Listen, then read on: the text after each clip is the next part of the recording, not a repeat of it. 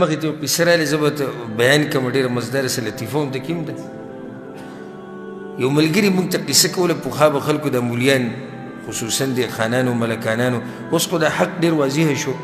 او الله جرأتمن او حق پرست علما هم لږ ډېر کړو. پخوا دغه مولیانو به څوک به خان ته ناست بل به ملک ته ناست او سیب او سیب کته او سیب بره دا خبرې به کولې. نو چېرته د سوات خانانو د هغوی سره خپل ملاو او د بونیر د خانانو سره خپل ملاو د دوی په مسله کې اختلاف راغی. خانانو دا ووایي چې موږ خو په دې قصو نه پوهېږو خو دغه مولیان به پوه کښېني که د چا ملا وګټلی جو د هغوی دې ټول علاقې وګټله او چې د چا هغه پړ شو نو څه شو ټوله علاقه پړه شوه. وایي صحیح. نو دې د بونیر دی چې کوم ملا و دی لږ تکړه و په علم کې او د سوات چې دا کوم مولا و نو دی د سره په څه نه پوهېدو. نو دې خانانو ملکانانو ویسي چلو د سوات چې دا کوم وی خپل مولا باندې سمې چرګې وخورولې او غوښې او لکه هغوی مطلب دا و چې دا زور به دې سره ډېرېږي لکه پهلواني یې چې وباسي او بیا ولې یو نوی پټکی واغوستو ښه غټ تازه راشي کړک ولاړ. مقابلې ورځ وټاکلی شوه د بونیر هغه مشران هم رالو د سوات هغه هم رالو کېناستو جي د بونیر هغه مولوي صاحب ډېر هوښیار و. هغه وویل چې زه به دغه مولوي صاحب د سوات ته په اشارو کې وایي چې کومه که ما ته پته ولګېده زه په اشارو کې معلوموم که دا سړی تکړی نو بیا ورسره نه کښېنم ځکه چې ټول قوم پړ کېږي او که دا سړی کمزوری و زه به په اشارو کې معلومه کړم نو بیا خو پې ورځم. نو چې دوی مخامخ شوي دي وي هغه کم چې د بونیر مولوي صاحب وي هغه دا ګوته داسې کړې ده یو ګوته یې نیولې دي مولوي صاحب ته کړې هغه ورته راځي داسې کړې دي داسې. بیا دغه بونیر مولوي صاحب وي ځان سره جیب کې هګۍ راوړې وي هغه هګۍ ورته وښووه داسې هغه سره جیب کې پیاز غوټه پرته وه هغه ورته د پیازو را غوټه وښووه. وی بس بونیر مولوي صاحب ووایي چې زه خو ده سره مناظره نه وکړم کافر زوی ده او دومره تکړه سړی زه مناظرې نه کوم ځکه یې ټول قوم بیلي. بیا خلکو تپوس کړی دی د دې سوات ته طرف نه چې کوم مولوي صاحب راغلی چې مولوي صاحب ته آخر په دې سړي کومې ډزې وکړي ځکه چې دا خو هتیار د اول نه وظاهر کړو. وایي دا د ظالم زوی ما ته وایي چې سترګه به درنه وباسم دا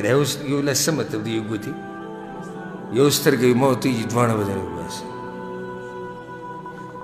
او بیا ما ته وایي چې مونږ انډې وخورو طاقت ولرو ما وایي چې د پیازو نه یې بغیر نشي خوړی.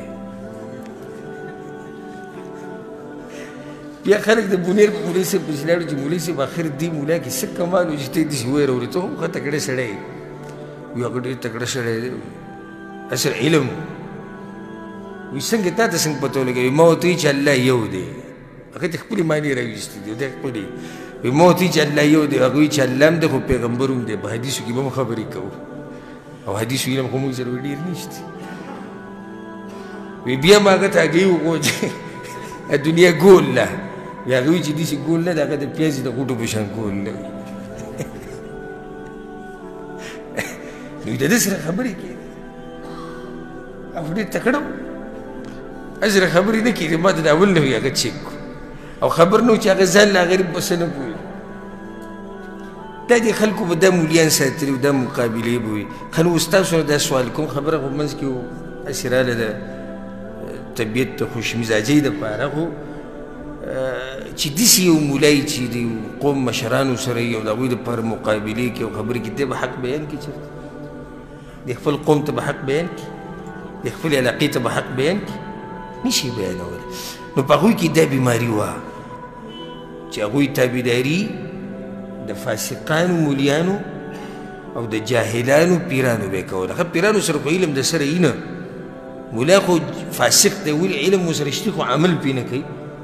او پیر سره خو د سره علم شتي نو دی به پیر پسې رواني چې زموږ پیر صاحب دا ویلي زموږ پیر صاحب دا ویلي. په هغوی کې هم دا بیماري وه په دوی کې هم دا بیماري وه. نن سبا چې کوم جاهلیت مسلې په چا کې دي په هغوی کې اوس هم دا بیماري شته. الله وایي اتخذوا احبارهم ورهبانهم اربابا من دون الله. د خپل مولیان او پیران یې شریک کړي وو د چا سره د الله سره شریک الله به دا مسله حلاله ده د دوی هغه فاسق مولا به وي دا حرامه ده او دوی به د چا ومنله د الله به منله که د مولا به منله د مولا به ومنله نه سبب دغه شی ته د قرآن آیتونه ختم که حدیثونه ورته بیان کړه چې ګوره الله او د الله رسول وایي چې دا مسله جایز ده دوی مولوي صاحب خو نه دي ویلي مولوي صاحب وایي چې دا حرام ده ته ورته الله وایي چې حرام ده دوی مولوي صاحب وایي چې حلال ده ځکه الله سبحانه وتعالى بسورة المائدة کې د دې خلکو د تابعدارۍ نه منم کړې ده لا تغلوا في دينكم غير الحق ولا تتبعوا أهواء قوم قد ضلوا من قبل